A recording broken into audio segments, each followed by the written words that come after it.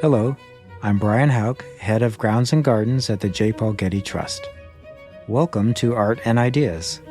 I'm your host for a 3-episode series with artful gardeners in Southern California. Whenever I take people in there, I say, and it's not a very large room, I say you're now in the presence of millions and millions and millions of living beings. Fortunately, most of them are very small and most of them are very dormant. In this episode, I speak with Susanna Bixby, Executive Director of the California Botanic Garden.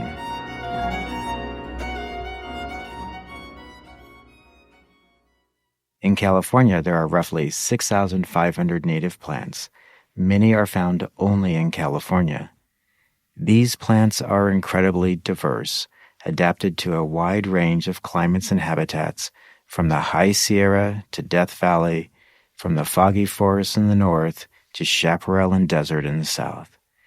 And conserving these diverse plants is increasingly important as we see the damaging impact of human encroachment and climate threats to the environment.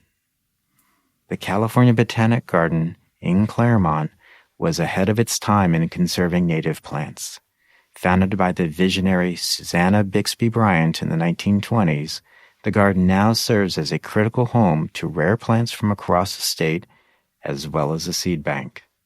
Susanna Bixby oversees the garden. I recently got a chance to walk through it with her and nerd out about our favorite California native species. Lucinda, it's good to be here with you today. It's very good to have you here. Your title is Executive Director of the California Botanic Garden. Mm-hmm. How long have you been in that role?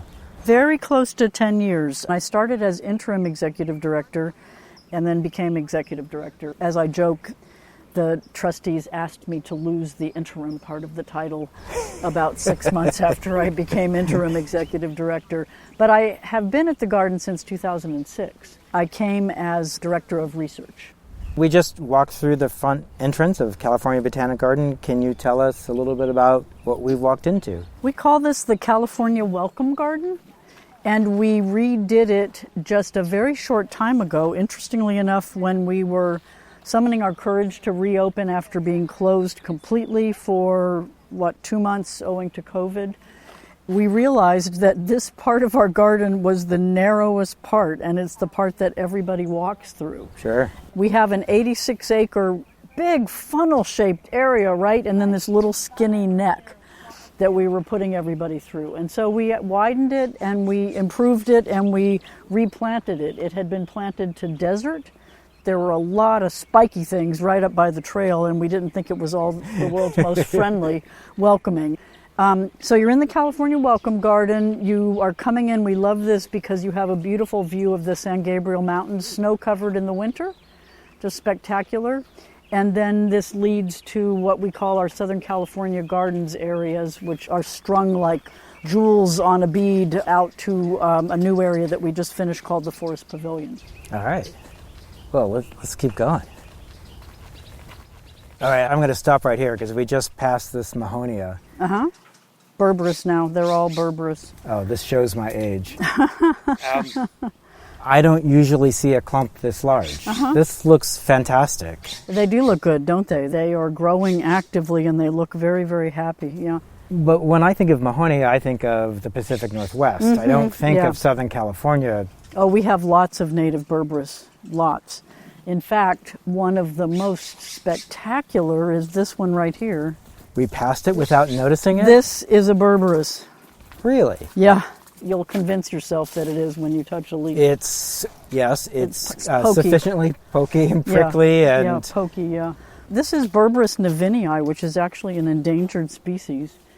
There's hardly any in the wild. We had a project, one of our staff crawled all over Southern California looking for individuals of this thing that were reported to exist, and found quite a few of them, but not really very many. Here at our garden, it plants itself, or rather birds plant it because they're bird dispersed. It's interesting.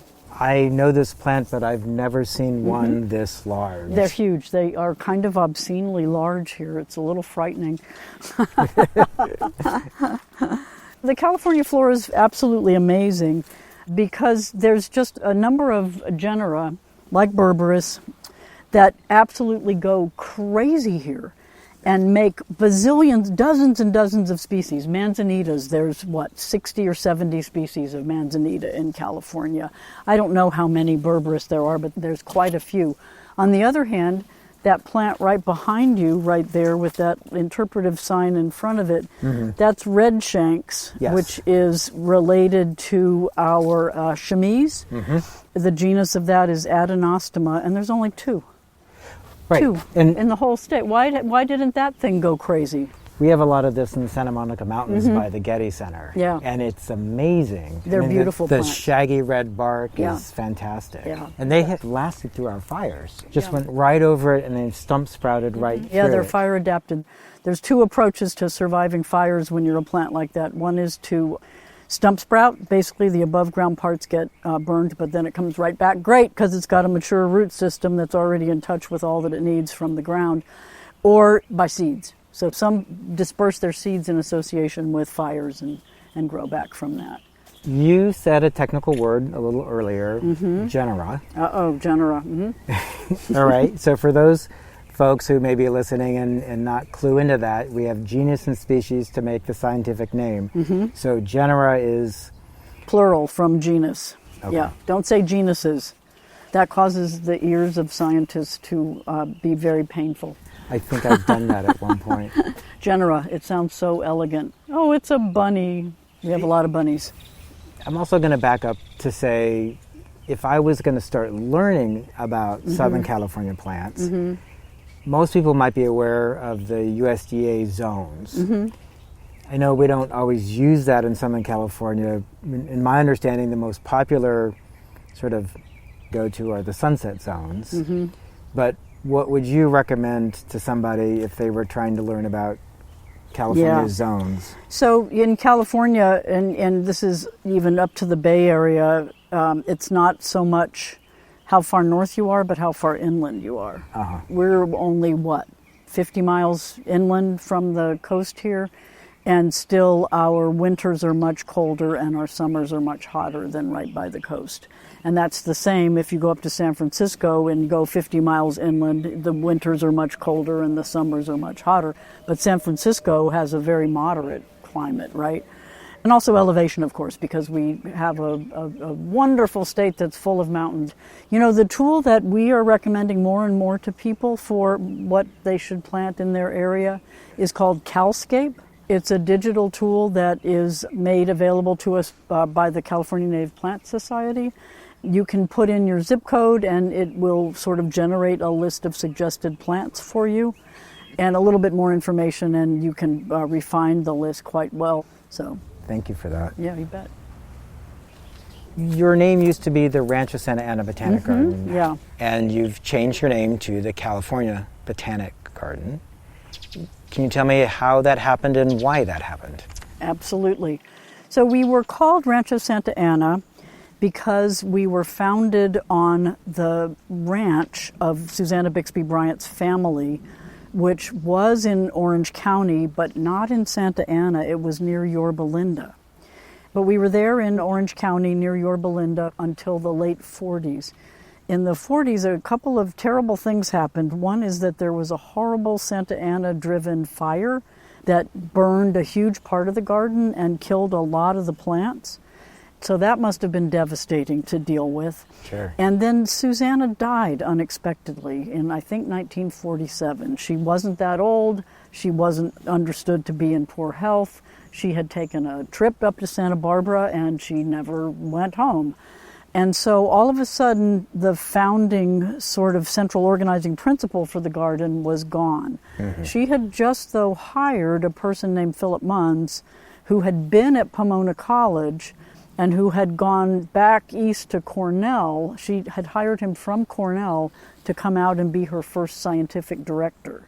She had basically been functioning more or less as scientific director, as director for the 25 years to that date. Munns is a famous name in the world Absolutely. of horticulture. So Munns had been at Pomona. He knew about the Claremont area. He knew that there was a consortium of academic institutions developing here, and Munns was convinced that the garden would be better off here. I started with that part about the fire. To me, I can't imagine anything more daunting than moving this garden anywhere. You know? No. So how did they get the courage to do it? And I actually think that fire, given that they'd been through already that devastating fire and had to deal with that much of a recovery, you know, maybe it made them feel like, well, we did that, so we can probably do this. And so then for the next, until 2020, so for 70 years, we were Rancho Santa Ana Botanic Garden in Claremont. You all are Southern Californians. You are well aware that Santa Ana is a place. Yeah. It's a real place. We are not there. We actually never were there. Also, how many Rancho Santa somethings are there in Southern California? We would get called Rancho Santa Anita, Rancho Santa Fe, Rancho San Antonio, you know, just on and on and on, all kinds of things. The other aspect of it is that it didn't tell people anything about who we are and what we do. We also had people who thought they were coming to a ranch, little kids saying, "Grandma, where's the horses? Isn't this a ranch?" It sounds like Susanna Bixby Bryant was ahead of her time. Absolutely. The woman was prescient. How did somebody realize in the late 20s that the native plants of California were under duress? You know, Correct. How did she know that? She was amazing. We need a few more of her still in today's world. We need a few more of her. Yeah, in 1934, she directed us to conserve the rarest and replenish their stock. It's really a remarkably prescient statement, I think. She was an amazingly determined woman. She was part of founding our herbarium. A herbarium is a scientific collection of plant specimens for study and advancing knowledge. She was right out there with other people in the garden collecting plants and bringing them and starting the herbarium. We can easily pull Susanna Bixby Bryant specimens for you to see that. It means a lot to various of her family members, for example, to see those specimens that she was part of collecting. She was also absolutely clear that she wanted a botanical library of research quality. I didn't realize we owed her such a debt of gratitude. Yeah, for all of the work she has done. I have her picture right above my desk. She stares at me every day, so she's checking on me. You had mentioned that Susanna Bixby Bryant was prescient in sort of her California landscape preservation focus. And I don't know that I'm saying that exactly right, but could you maybe tell us what was going on in her mind? I'm not sure I can tell you what was going on in Susanna's mind, but I can tell you that when she had this idea to found a garden that would be devoted uniquely and only to California native plants, she consulted a huge number of people all across North America. She consulted people at Berkeley, she consulted people at Harvard, she consulted with Jepson, who's like the father of the California flora, and as I understand it, they unanimously told her that it couldn't be done. That what she wanted to do shouldn't be done, it wouldn't work, she couldn't pull together plants from across the state in one place. Furthermore, she had the I think at that time, very novel idea that part of the garden should be planted to plant communities, the plants with which the plants occur in nature. Yes. And you know, you've been to European gardens where they have the roses, and then they have the crassulaceae, and then they have they're kind of organized taxonomically. Correct, which is how the scientific naming sort of came through. That's right. That was a natural extension of what was done before. That's how Linnaeus's garden is organized. And so they sort of wanted her to do something like that, and she's like, no, not doing that. And so we have this great quote from her that she must have written or said this sometime in the mid-20s, just as she was really getting going. She said, "And now, having listened to all of this very sage advice in the traditional female manner, I am going to do exactly what I intended to do from the beginning." It's brilliant. It's absolutely terrific, yeah. So yeah, she went ahead and basically did it. Well, it's such common sense. Yeah. I mean, it's so surprising now that seems novel or revolutionary, because that is such the right approach that we're doing now. Exactly. It makes such sense. Exactly, yeah. As I said, we're the largest garden in the world devoted to California native plants. We have the entire state as our purview. Susanna directed us to grow as many plants of the state of California as we could on our site in Southern California. And that's obviously a work in progress to understand which those are. We are still exploring our site here. We actually have kind of a complicated and interesting site related to that, which is Indian Hill. That's actually Indian Hill Mesa. It's a giant clay lens, stranded lens from the San Gabriels. So this used to be connected to the San Gabriels and everything else washed away but that giant chunk of clay. I didn't know that's where the name came from. That's where the name came from. So we have a north-south running giant chunk of clay, which is a different soil type. It's different soil type, greater water holding capacity than under here, which is cobble, basically. So that gives you the opportunity for microclimates that other people don't have. You get it right away. That's wonderful. Now I feel like a light bulb just went off. That way's east, that way's west. So if you're here on a hot summer afternoon, where do you want to be? You want to be right here as the shade comes over and this area gets into the shade first. And we also get cold air drainage off of Indian Hill, which is a bizarre phenomenon, but it absolutely happens even in the summer. If you walk down one of our ramps, you can feel your feet getting cooler as you come down in the late afternoon. So it just retains that much moisture. It's that evaporative cooling possibly happening. Yeah, of course in the winter it's freezing when you get to the bottom and you wish you'd brought your hat and gloves. But yeah, so it's a very interesting site to work with. We don't know why, but actually a not so well kept secret is that our predecessors planted it wrong. We run to the north, basically south to north, and they decided, well, we'll put Southern California in the south and Northern California in the north. But the nicest part of our garden for people and plants is this southern part east of Indian Hill Mesa. So they put the desert here, which doesn't belong here. Got it. And eventually we'll get that fixed, but it will take a while. I know I really appreciate you claiming the state. I mean, that is your mission. That is what you're doing. So how do you do that? How do you preserve the plants of the state, conserve them? I see the plants here in the garden, but you have other ways to do that. Yes, we absolutely do. So first of all, I want to make sure you're aware that you're in a garden that also happens to be a living collection.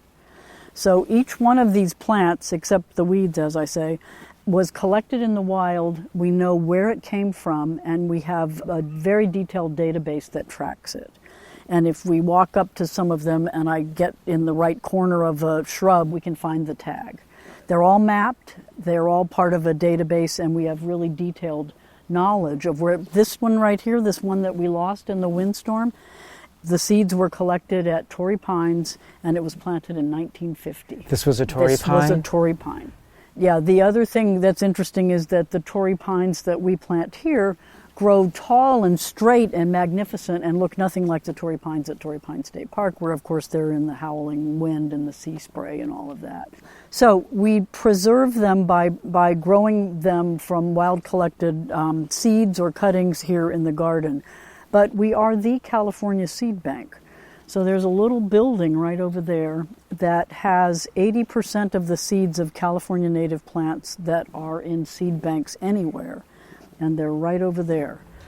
So the seeds are held to have a storage of them. And I'm assuming they're refrigerated somehow? Frozen. They're frozen. Yeah. Just from my layman's perspective, you could unfreeze them and start them wherever you needed to in the future in a hospitable place. That's right, yeah.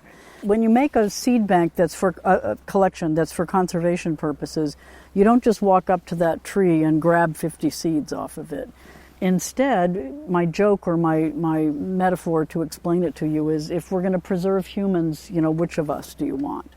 And obviously you don't want just one of us, you want a sample of humans because you want our genetic diversity and our adaptability to different climates and et cetera to be represented in your little capsule of humans that you're going to save. Same with plants. We have every reason to think that plants in nature are genetically diverse. The one that's over there is different genetically from the one that's over there. And so you want to capture that genetic diversity. So we have teams, probably have a team out in the field right this minute making a conservation seed collection of something probably over in the desert, because they have had such wonderful monsoonal rains this year that the deserts are working out great for us for late summer seed banking. And what they do is they survey an area. They say, okay, it looks like we're in this area and it's maybe, 100 meters, so 300 feet by, whatever. And the plants are pretty dense. And so what we're going to do is we're going to walk through it and stop every, 10 paces and collect seeds off of that plant. And then you keep those seeds separate from the seeds of the next one that you collect. So it's extremely painstaking. We call it collecting along maternal lines, because the plant that made those seeds is the mother of those seeds. So that's maternal line 1, your next one that you stop at as maternal line 2, etc. So then you get back and you have to clean those seeds very carefully. Seeds in general have very strong dormancy mechanisms, and they will freeze wonderfully and then emerge from the freezer and grow just fine.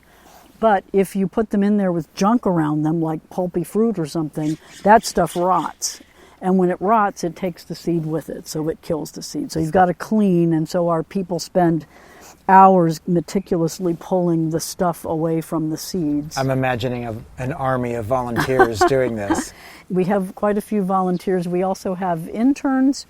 We have seasonal people, because it doesn't necessarily happen all year round. Sure. The seed bank is wonderful. Whenever I take people in there, I say, and it's not a very large room, I say, you're now in the presence of millions and millions and millions of living beings. Fortunately, most of them are very small, and most of them are very dormant. So they're just in their envelopes or their little plastic jars or whatever in their giant freezers. And they're just giant domestic freezers, minus 20. I'm going to have to reserve that image for moments of reflection, because that's a little overpowering. Yeah, it is, yeah. But I can, take out one seed container and you look in there and see how many there are, you'll know that I'm right. Well, and they were all Millions and cleaned millions, to and they're put all in there, cleaned, so yeah. that's a huge undertaking. It's a huge amount of work. And by the way, after you get them all cleaned, one of the things that you need to do is to do a germination trial, because Sure. you don't want, if they're dead, you want to know sooner rather than later, right? So you do a germination trial, and then you know what proportion were viable when you put it in storage.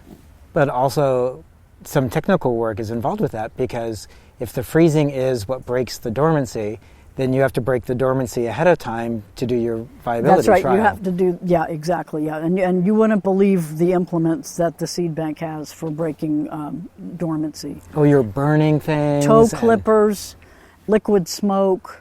We got a message the other day from the nursery guy saying that we're going to be smoking some Romnea coulteri seeds because they need smoke exposure. And so if you smell smoke, don't worry. Right, we have to do the same thing. Yeah. We know we're doing a fire extinguisher test. Yeah. So when you see black smoke, please don't call 911 today. Please don't call 911. I let the field station over next to us that's associated with the colleges know as well, because I don't want them calling 911 either. So for those people who don't know Romnea coulteri, that's the Matilaha poppy. The Matilaha poppy, which is our logo. Right, the fried egg plant. Fried the big egg white, plant, yeah. Largest flower in California. which is fantastic. And we have it on our slopes at Getty Center, and I wouldn't mind having more of it. Yeah, it's a great plant, especially when it's in flower. We can't keep it in the nursery. Everybody wants one. Well, they spread terrifically, and so you have to be, it's like getting a Great Dane puppy. You have to be aware that it's going to get to be a very large creature. And so your Romnea, your Matilaha poppy, which by the way is a Chumash word. Oh, Matilaha is? Not a Spanish word. Am I saying it correctly? Matilaha, yeah. Lucinda, what is this here on our right? This is an example of one of our garden areas that we've renovated very recently. And this water feature, I joke, we used to grow a lot of water here. This used to be kind of a fake waterfall that came down and leaked like mad. And we don't think that's really appropriate for us to model that kind of water feature in Southern California anymore. So this is completely recirculating. It sits on a big sort of pan where there's a reservoir of water. Sure. And it has the sort of like a toilet float in it, so that if it evaporates and needs more water, it comes on and runs a little more water into it. But it's basically recirculating. Everybody loves these. We had red-tailed hawks that nested up at the top of the hill in an oak tree, and they controlled this thing while they were learning to fly and getting big and ornery, and they would just sit on top of that drinking water and shrieking and scaring everybody else away. But Well, okay, so we have a there we bird go. sort of getting some water, and we have sort of some bees going bees, around. So as the water's skimming over the rock, it's just the right sort of film size of water that the bee can drink out of it. I know this from experience at Getty because we have a sculpture that when it has water in it, has the same kind of water sheeting over it. Yeah. And the bees say, thank you very much, bees and love prefer that. to stay in that area. And then hummingbirds come, and what they do is they hover, and then they stick their bill right into the sheeting water and get a drink and back up and process that and stick their bill back in and back up and process that. All 3 species of squirrels that we have will come to it often at the end of the day. If you sit on a bench here toward the end of the day, you get to see that. So this is the watering hole. This is a watering hole, yes, yeah. Aren't these things spectacular?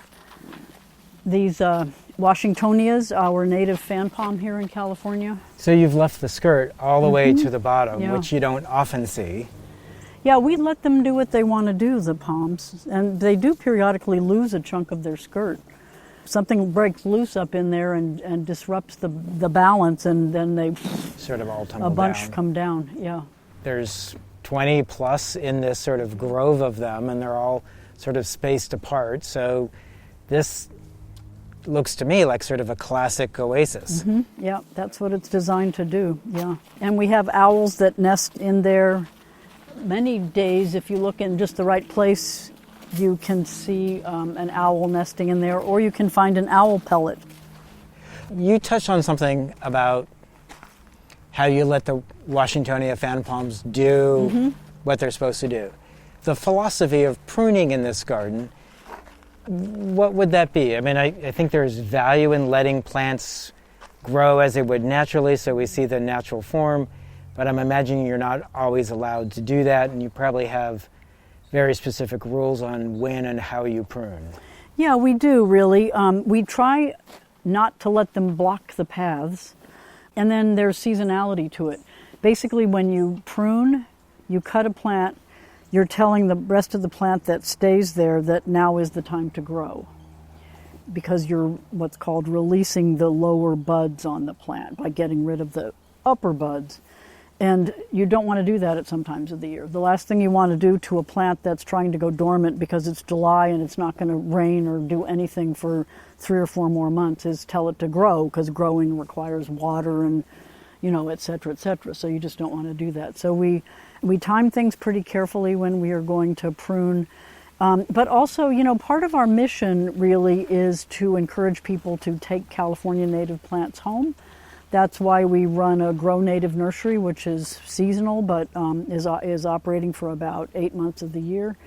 And so we need to demonstrate, that certain plants can be made to look, as opposed to ruly, if you will. They can be encouraged to look like they are in a well-kept garden as opposed to a wild and crazy place. Yeah, I mean, there is a different sort of design parameter around using some of these native plant materials than sort of a traditional landscape where the ornamental hedge is in place, or you're expecting a green lawn, and you kind of have to take that aesthetic and throw it out the window and understand how big these plants are going to get. Yes, and that's what we always say. Read the label. It says it's going to be 6 feet tall and 6 feet wide. It is. Believe it. Don't plant it right next to something else that's going to get 6 feet tall and 6 feet wide. I'm very guilty of overplanting. It's called overplanting, planting too densely. You want instant gratification, right? So you just put them too close together. Well, I'm a gardener, I do that too. Yeah, the thing that convinced me to try to stop doing that is that what you end up generating is a lot of green waste, which means you generate a lot for the trucks to cart off. I'm not happy contributing to that. I'd rather believe it that it's going to be 6 feet by 6 feet. So. But you do have to live with it for a while, where it may not be the size or the aesthetic you're expecting. Yeah. But you can plant some other things that will give you more instant gratification, like annuals. Yeah. We're going to be selling California poppies in little 4-inch pots, I think, and you can plant a bunch of those. And by the time they're going to seed and kind of going away, your bigger plant's going to be established nicely. Okay. So that's what we recommend, is think of it as waves of time. So if I want poppies in my yard, when do I put my seeds out? Now would be fine, actually. Okay. Before or as it's raining. The only thing you don't want to do is put them out too late after they've already missed the rain. Like I wouldn't do it any later than December. Oh, okay. Because you want them to have a good chance to get wet and stay wet. And also, when the photo period is very short and the sun is low angle, any rain that does fall really benefits the plants versus drying up immediately. See, I thought I asked you what was a simple question, and I clearly got the scientist answer for that. Lucinda, to me, the unspoken part of your garden sort of is the educational and research aspect of it. Exactly. It's kind of what goes on behind the scenes in the big white building on the hill up there, where we have the 10th largest herbarium in North America. Herbarium is a collection of specimens of plants preserved for study and documentation and teaching, and where we have our graduate program. We do offer both master's degrees and PhD degrees. Our students are out there right this minute advancing knowledge of California native plants. And we have a lovely research library that's a gem, a total jewel. But we also do a lot of community education. We do a lot of public education, informal sorts of things, both on-site and off-site. And we also do really fun things like we're doing yoga in the garden. Lucinda, thank you so much for your time today. It's been a true pleasure to learn more about the garden and to walk around with you today. You are very welcome. The pleasure has been all mine.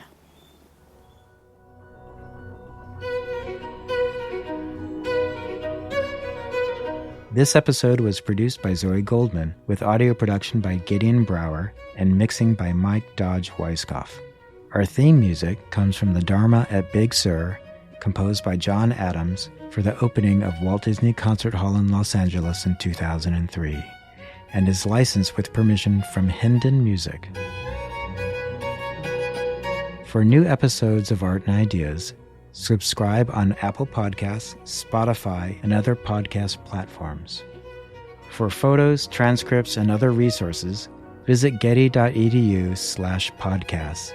And if you have a question or an idea for an upcoming episode, write to us at podcasts@getty.edu. Thanks for listening.